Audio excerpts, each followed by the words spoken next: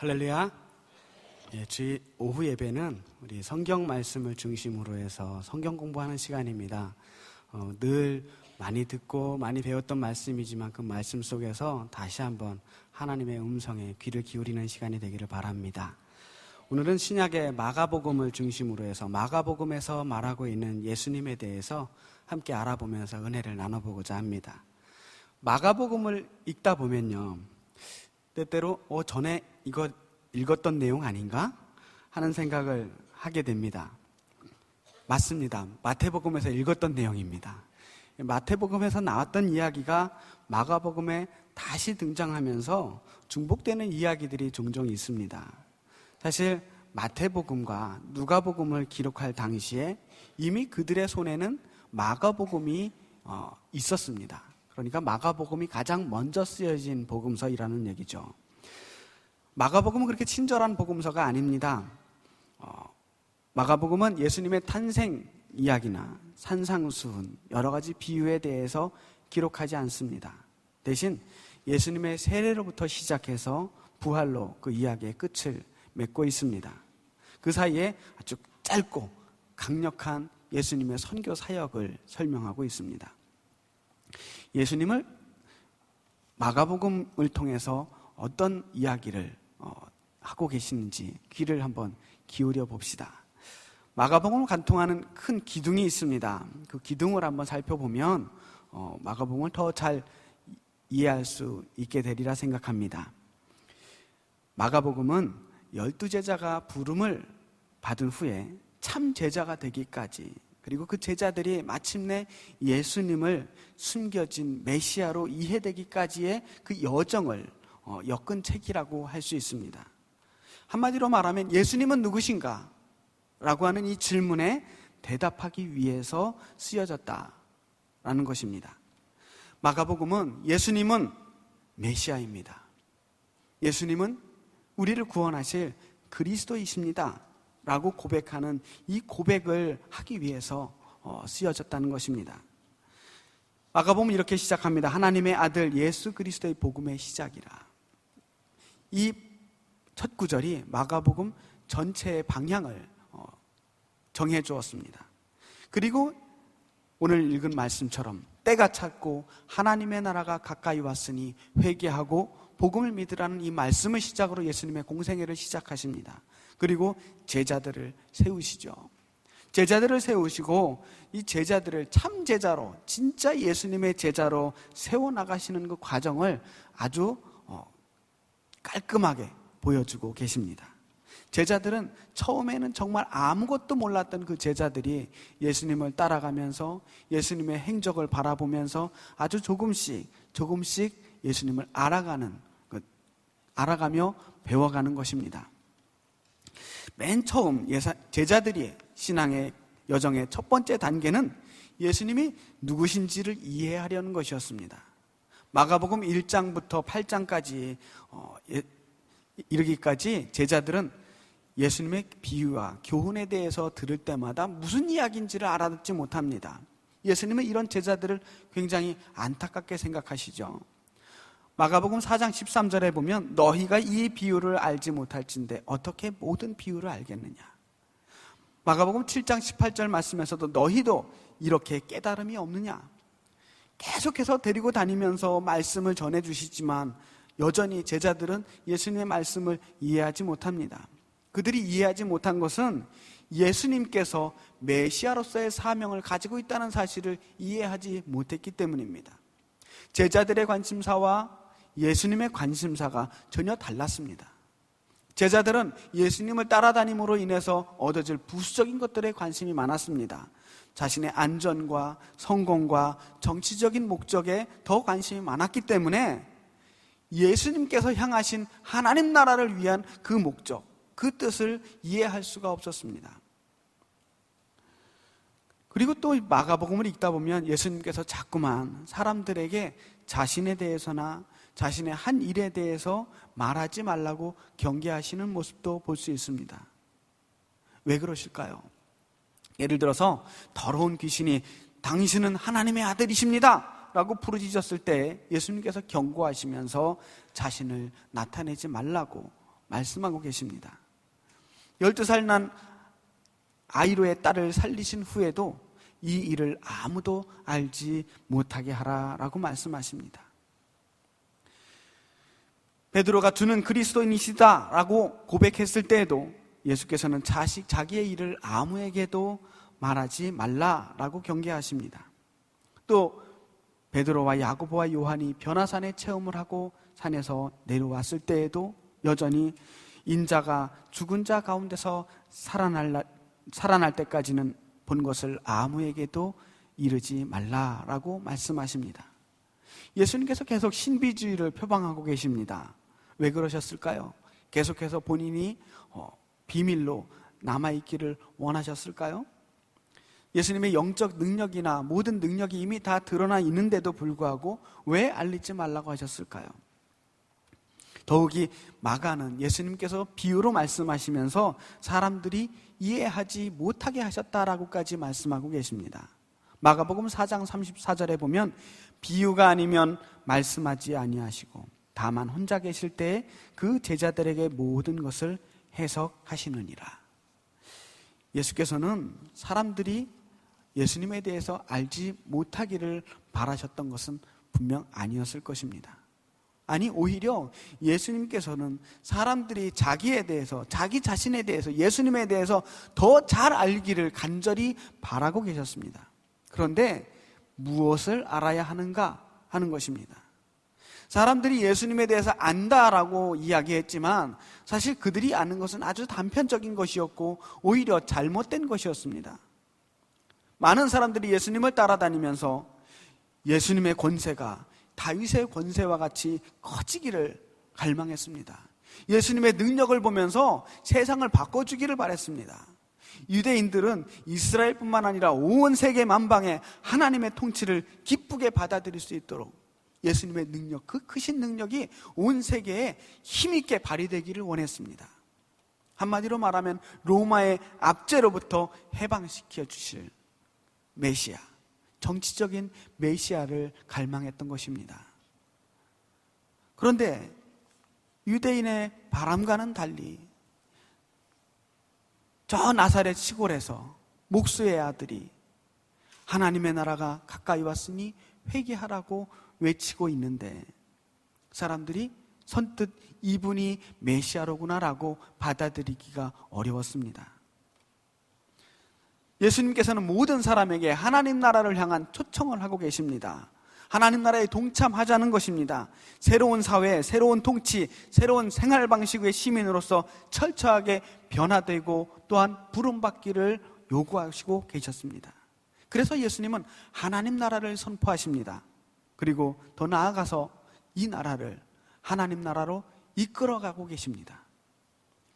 예수님께서는 복음을 선포하시고 가르치시고 병든 자를 고치시면서 하나님 나라가 통치하시는, 하나님의 통치는 이런 것이다 라는 것을 보여주고 계셨습니다. 그리고 기도하고 떡을 떼며 어린아이를 팔에 안으며 나병 환자를 고치시며 하나님 나라가 이런 것이다라고 보여주고 계십니다. 예수님의 행동과 예수님의 말씀을 통해서 하나님의 권세와 그의 나라가 나타나기 시작했습니다. 예수님은 세력을 얻기 위해서 일하지 않으시고 사람들이 무리지어서 당신에게 모이는 것을 보고 든든해하지 않으셨습니다. 오히려 온 세상의 모든 죄를 대속하기 위한 제물로 자신을 조금씩 준비하고 계셨습니다.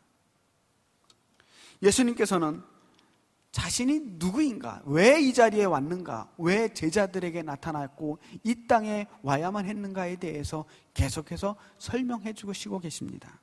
그런데 그 제자들은 이해하지 못합니다. 그렇게 곁에 두고 늘 항상 기회 있을 때마다 이야기했건만 이 제자들은 예수님의 메시아적 본질에 대해서 도무지 이해하지 못합니다.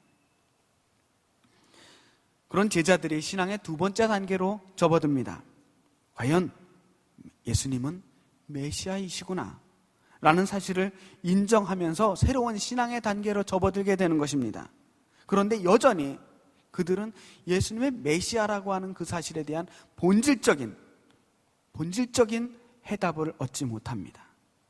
마가복음 8장 말씀에서 예수님은 제자들에게 직설적으로 묻습니다. 너희는 나를 누구라 하느냐? 베드로가 대답합니다. 주는 그리스도이니이다. 주님은 그리스도다라고 하는 이 말은 주님은 메시아다, 우리를 구원하실 분이라고 하는 말입니다. 어찌 보면 확실하게 이해한 것처럼 보입니다. 아, 이제 드디어 제자들이 깨달았구나, 이제 다 배웠구나라고 이해할 수 있습니다. 하지만 예수님께서 이 대답을 들으신 후에 뭐라 말씀하시냐면 당신에게 앞으로 닥칠 고난들에 대해서 설명하십니다. 내가 앞으로 이러이러한 고난을 당할 터인데 너희들은 어떻게 할 것인가? 그때 베드로가 예수님을 만류합니다. 주님, 그러지 마십시오. 고난을 당하지 마십시오. 예수님께서는 베드로를 크게 꾸짖으십니다. 내가 하나님의 일을 생각하지 아니하고 도리어 사람의 일을 생각하는도다. 그리고 제자들에게 말씀하십니다. 누구든지 나를 따라오려거든 자기를 부인하고 자기 십자가를 지고 나를 따를 것이니라. 예수님은 고난을 받는 인자이고 고난 가운데서 제자들을 부르셨다라는 사실은 제자들도 그 고난에 동참하며 예수님을 따르는 사람이라는 사실을 분명하게 말씀하고 계십니다. 제자들은 고난받는 메시아라고는 이 개념을 이해하기가 어려웠습니다. 이 개념은 참 낯선 개념이었습니다. 메시아는 영광의 메시아여만 했습니다. 늘 유대인들에게 메시아는 영광과 존귀 가운데 있었던 존재입니다.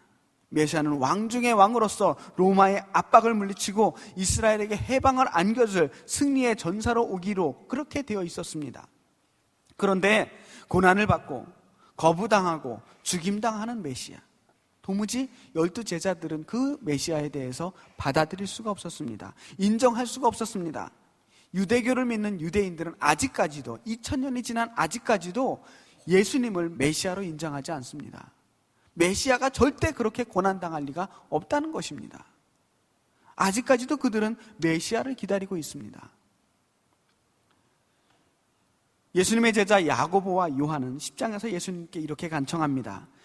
주의 영광 중에서 우리를 하나는 주의 우편에 하나는 좌편에 앉게 하여 주옵소서. 예수님이 대답하십니다. 너희는 너희가 구하는 것을 알지 못하는도다. 여전히 제자들은 아직도 고난받는 메시아를 이해하지 못합니다. 이 땅에서의 안전을 추구합니다. 높은 자리에 올라가기를 원합니다. 예수님을 따라가면 높은 자리에 올라갈 것이라고 기대하고 있습니다. 예수님은 안간힘을 다해서 제자들에게 자신이 메시아임을 가르쳐줍니다. 사역하시는 내내 나는 그리스도라고 그렇게 가르치시고 계십니다. 공공연하게 자신의 메시아로서의 권세를 드러냅니다. 예수님께서 자신이 메시아라는 사실을 가르치시기 위해서 드러냈던 권세들을 좀 살펴보겠습니다. 첫 번째는 악령을 몰아내시는 권세입니다. 악령을 정복하시는 주님의 권세를 가장 극적으로 표현한 것은 마가복음 5장에 나타나는 이야기입니다. 무덤가에 사는 귀신이 예수님을 보자 예수님을 알아봅니다. 그 귀신 들린 자는 자신을 스스로 상하게 하고 소리를 지르며 무덤가에 있었습니다. 자신의 이름을 레기온이라고 했습니다. 군대라는 뜻입니다. 귀신이 한둘이 아니고 한 군대가 한 사람에게 들어갔습니다. 하지만 일개 군대의 귀신이라고 할지라도 예수님의 권세 앞에서는 힘을 쓰지 못했습니다. 고분고분한 어린아이와 같이 예수님 앞에 순종합니다. 예수님의 명령대로 돼지떼로 들어가 떼죽음을 당합니다. 예수께서 이 더러운 귀신, 악령을 몰아냈을 때 악령은 자신의 앞에 있는 그분이 누구인지를 바로 알아봅니다. 이분이 메시아로구나. 내가 감당할 수 없는 분을 내 앞에 대했구나. 그러나 사람들은 아직도 알아보지 못합니다. 예수님은 또한 육체의 병을 고치시는 권세를 가지고 계셨습니다. 가시는 곳마다 각종 병이 든 사람들을 고치십니다. 예수님의 치유의 역사는 단순히 병을 고치는 역사가 아닙니다. 치료 행위로 우리가 이해해서는 안 됩니다. 예수님께서는 이 땅에 병을 고치시기 위하여 의사로서 이 땅에 오신 것이 아닙니다. 질병마저도 하나님의 능력의 지배 아래 있다는 사실을 드러내기 위해서 병을 고치신 것입니다. 예수님의 치유 사역은 단순히 몸이 아픈 사람들에게만 한정되어 있는 것이 아니었습니다. 마가복음 7장 32절에서 35절의 말씀에 보면 귀 먹은 사람이 나옵니다. 이 귀가 들리지 않는 이 사람은 아픈 데도 없습니다. 죄도 짓지 않았습니다. 율법상 부정한 사람도 아닙니다. 그저 듣지 못하고 말하지 못하는 한 사람입니다. 그런데 예수님께서 그를 고쳐주십니다. 온전케 해주십니다. 왜요? 하나님께서 원래 만드셨던 그 창조의 질서와 그 조화를 회복시키기 위한 사역이 바로 이 사역이었기 때문입니다. 하나님이 고치시는 것은 단순히 아픈 사람, 불쌍한 사람 도와주자는 것이 아니라 하나님께서 만물을 지으셨고 그 질서를 회복하는 권세를 예수님께 주셨다라는 사실을 드러내고자 함입니다. 세 번째로 죄를 사하는 권세를 주셨습니다. 예수님께서는 원래 모든 병이나 모든 신체 장애가 죄로부터 비롯되었다라는 사실, 그 당시의 일반적인 통념을 뒤집어 엎으셨습니다. 아픈 것이 죄 때문만은 아니라고 분명하게 말씀하고 계십니다. 그런데 마가복음 2장 1절에서 12절 말씀에 등장하는 중풍병자에 대해서만큼은 예외였습니다. 이 중풍병자는 친구들이 지붕을 뚫고 움직이지 못하는 이 친구를 침상째 예수님 계신 곳으로 달아내렸습니다. 그것을 보시고 예수님께서 이 중풍병자의 문제가 무엇이냐? 이 중풍병자의 문제는 죄의 문제다라고 판단하십니다. 그리고 예수님께서 그 중풍병자의 죄를 용서하십니다. 작은 자야, 내 죄사함을 받았느니라. 그가 온전케 됩니다.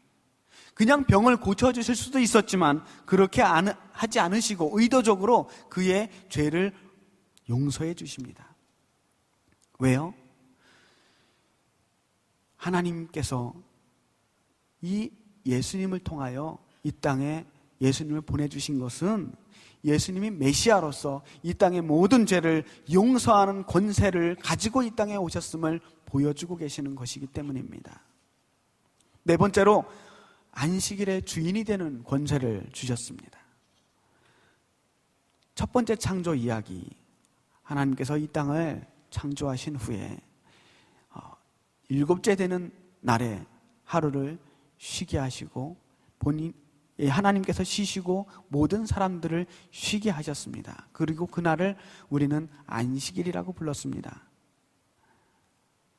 유대인들은 이런 격언을 즐겨 쓴다고 합니다. 우리는 안식일을 지키고 하나님은 우리를 지킨다. 유대인들에게 안식일보다 더 중요한 것은 없었습니다. 그래서 안식일과 관련된 율법과 교훈처럼 복잡한 것도 없었습니다. 어떻게 하면 안식일을 거룩하게 보낼 것인가? 이 안식일날 진정으로 안식하기 위해서 우리는 무엇을 하지 않으면 안 되는가? 또 무엇을 하면 안 되는가를 철저하게 율법화시켜 놨던 것입니다. 이 안식일 율법은 안식일을 범하지 않도록 미리 쳐놓은 울타리와 같았습니다. 그런데 이 울타리가 점점 어려워졌어요. 안식일법은 지키기가 힘들고 까다로웠기 때문에 많은 사람들이 혼란스러워했습니다. 어떤 사람들은 이 율법을 지키기 위해서 생업을 제대로 할 수조차 없었습니다. 점점 안식일 율법을 지키다가 우리가 안식하지 못하는 일들이 생겨나기 시작했습니다. 마가복음 3장 1절에서 6절 말씀에 안식일을 둘러싼 심각한 질문이 있습니다. 원래 유대에는 사람의 생명을 구하기 위해서는 안식일에도 약을 쓸 수 있게 되어 있습니다. 생명을 구하는 용도에 한해서 약을 먹어도 됩니다. 그런데 예수님 앞에 누가 등장하냐 하면 손 마른 사람이 등장합니다. 손이 마른 거예요. 아프지는 않습니다. 보기는 좀 흉하지만 그렇다고 당장 죽을 병에 걸린 것도 아닙니다. 그런데 예수님이 이 손마른 사람을 고칠 것인가, 그냥 지나갈 것인가를 주의 깊게 살펴보는 사람들이 예수님 주위에 있었습니다. 예수님의 행동에 고발할 준비를 하며 하나하나 유심히 주시하는 그 사람 앞에서 예수님께서는 그들에게 안식일에 선을 행해야 할 것인가, 생명을 구하는 것이 옳은 것인가, 옳지 않은 것인가를 묻습니다. 사람들은 대답하지 못합니다. 그때 예수님께서 이렇게 말씀하십니다. 안식일이 사람을 위하여 있는 것이요, 사람이 안식일을 위하여 있는 것이 아니니 이러므로 인자는 안식일에도 주인이니라. 안식일에 선을 행하는 것이 옳지요, 악을 행하는 것보다야 선을 행하는 것이 옳지 않겠습니까? 병을 고쳐주고 자비를 베풀어주는 것이 옳은 행동입니다. 안식일이라는 이 율법에 매여서 선을 행하지 않고 인간 중심이 아니라 안식일 중심으로 돌아가는 그 당시의 세태를 비판하며 안식일을 인간의 묶는 안식일이 아니라 회복시키는 안식일로 하나님께서 다시 세우시는 것입니다. 다섯 번째는 자연을 지배하는 권세를 가지신 분이었다라는 것입니다. 마가는 자연을 지배하는 예수님의 권세에 대해서 몇 차례 기록합니다. 그야말로 초자연적인 이야기들입니다. 폭풍을 잔잔하게 하시고 물 위를 걸으십니다. 5,000명을 넘게 먹이십니다. 예수님의 말씀은 그야말로 능력의 말씀이셨습니다. 예수님이 한밤중에 물 위를 걸어오셔서 말씀합니다. 안심하라, 내니 두려워 말라. 제자들은 예수님을 보고도 예수님을 알아보지 못합니다.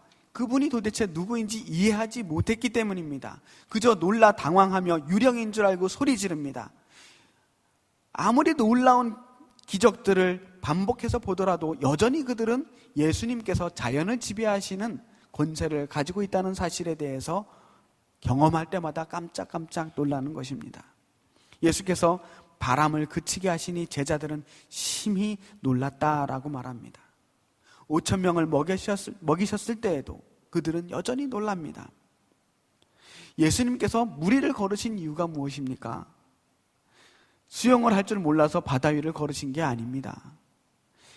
나는 하나님의 나라를 위하여 이 땅에 왔는데 이 세상의 모든 질서와 이 자연을 다 지배하는 하나님의 아들로서 이 땅에 왔다라는 것을 몸으로 보여주고 계시는 것입니다. 여섯 번째는 죽음을 지배하는 권세를 가지고 오셨습니다. 예수님께서 야이로의 죽은 딸을 살리시면서 메시지로 나타내 주시는 것입니다. 나는 죽은 자도 살리는 분이다. 예수님께서 죽은 자를 살렸다라고 하는 이 사건은 단순히 그냥 깜짝 놀랄 만한 일이네, 병자도 살리시더니 죽은 자도 살리시네 라고 받아들여야 되는 것이 아니라 예수님께서 죽음을 지배하셨다, 죽음을 지배하는 권세를 가지셨다, 그리고 그분께서 친히 본인이 죽으셨다가 다시 살아남으로써 부활하심으로써 진정한 메시아이심을 보여주고 계신다는 것입니다. 초대교회에서는 예수님의 죽음을 지배하는 이 권세에 대해서 조금도 의심하지 않았습니다.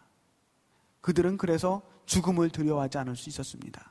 죽음을 지배하는 메시아 예수님께서 우리와 함께 하시다면 우리도 죽음을 두려워하지 않을 수 있겠다라고 하는 믿음을 가질 수 있었던 것입니다. 마가복음의 이제 마지막 부분에서 제자들은 신앙의 마지막 단계, 세 번째 단계를 맞이합니다. 고난과 십자가의 실체를 몸으로 경험하게 되는 것입니다. 이제까지 말로만 들었던 그리스도의 고난, 말로만 들었던 십자가, 그것이 현실로 나타나게 되었습니다. 예수님께서는 그야말로 멋있게 예루살렘에 승리의 입성을 하셨습니다. 제자들의 기대는 절정에 이르렀습니다. 이제 예수님은 유대인의 왕으로, 영광의 왕으로, 메시아로 그들을 구원하실 것이라고 하는 기대에 부풀었습니다. 그런데 그들의 기대가 무너졌습니다. 예수님은 체포되고 거부되고 채찍에 맞고 십자가에 못 박혀서 마침내 죽으셨습니다. 이때 예수님의 12 제자들은 어떻게 반응합니까? 제자들이 다 예수를 버리고 도망하니라. 다 예수님을 버리고 도망했습니다. 3년 동안 날마다 예수님은 어떤 분이신지, 그가 받아야 될 고난은 어떠한 길인지, 제자들이 어떤 길을 가야 하는지 그토록 이야기하셨음에도 불구하고 유대교 지도자들이 예수님을 거부했듯이 제자들도 예수님을 거부합니다. 그들은 끝까지 메시아의 고난을 인정할 수가 없었습니다. 받아들일 수가 없었습니다. 예수님은 처음부터 계획하셨던 그 길을 향해 변함없이 가셨습니다. 그분의 삶과 그분의 죽음을 통하여 우리에게 하나님의 나라를 보여주셨고, 또한 우리를 통해 하나님의 나라를 만들어가고 계십니다. 예수님께서 십자가에서 마지막 남기신 다 이루었다라고 말씀하시는 그 말씀을 우리는 귀 기울여야 합니다. 이미 예수님께서 하셔야 할 말씀을 다 하셨다, 해야 할 일들을 다 하셨다는 것입니다. 첫 사역을 시작하면서 회개하라, 천국이 가까이 왔다 라고 하는 이 말씀을 시작하셨다면 이제 천국이 우리에게 임했다, 다 이루었다, 하나님의 나라가 이 땅에 임했다, 마침표를 찍는 것입니다. 예수님께서는 우리에게 모든 것을 다 주셨습니다. 자신의 생명과 자신의 사랑과 모든 마음을 우리에게 다 주셨습니다. 그리고 우리 안에 계신 그분께서 오늘도 우리에게 말씀하십니다. 다 이루었다. 여러분, 우리는 다 이루었습니까? 우리는 우리의 인생에 이루어야 할 것들을 다 이루어가고 계십니까? 하나님 나라에 합당한 삶을 살고 계십니까? 자기의 십자가를 지고 주님과 함께 걸어가고 있습니까? 아직도 우리는 마냥 영광의 메시아만을 기다리고 있지는 않습니까? 제자들이 그렇게 바람하지 않았던 영광의 메시아는 고난과 함께 오시는 메시아였습니다.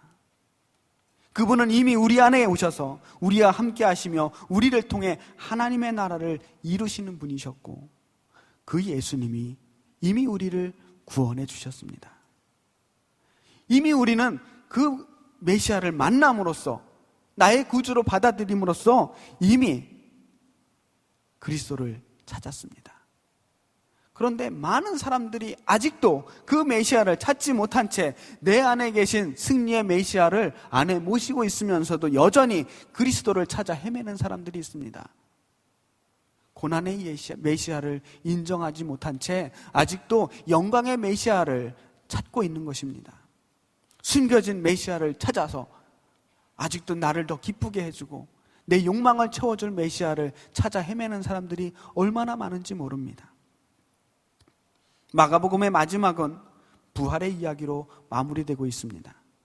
비록 고난을 통해 죽음으로 예수님은 마치 메시아가 아닌 것 같았지만, 예수님께서 마침내 죽음을 이김으로써 숨겨진 메시아의 본질을 제자들이 이해하게 됩니다.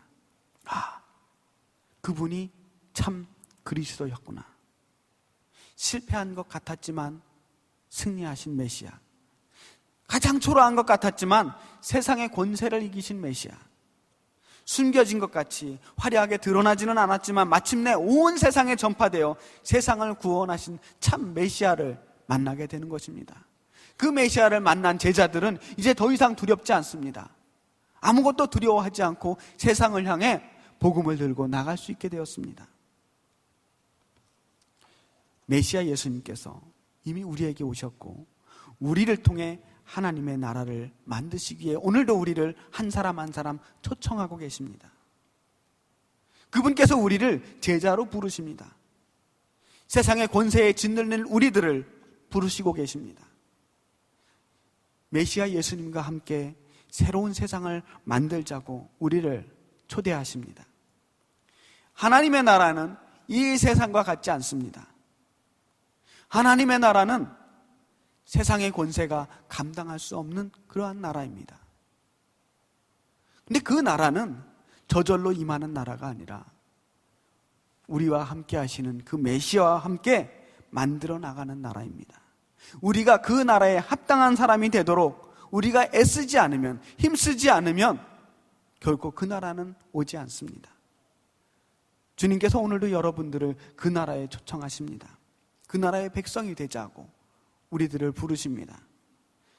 회개함으로, 또한 예수님의 부르심에 순종함으로 응답함으로써 우리에게 주신 이 하나님의 나라를 이룰 수 있는 귀한 사명을 넉넉히 기쁨으로 감당할 수 있기를 주님의 이름으로 축복합니다. 기도하겠습니다. 살아계신 아버지 하나님, 이미 우리에게 귀한 예수님을 주시고 그 예수님을 통해 구원을 얻었음에도 불구하고 아직도 우리는 모자라서 메시아를 찾고 헤매는 사람들이 있습니다. 우리의 욕망을 채워줄 메시아를 찾아 세상의 다른 곳을 향해 헤매는 사람들을 주님 불쌍히 여겨주시고, 주님 이미 우리 안에 계셔서 우리 안에서 역사하시는 그 하나님의 나라를 만나게 하여 주시옵소서. 우리를 통하여 하나님의 나라를 이루어 주시옵시고 우리가 그 일에 귀하게 쓰임받게 하여 주시옵소서. 예수님의 이름으로 간절히 기도했습니다. 아멘.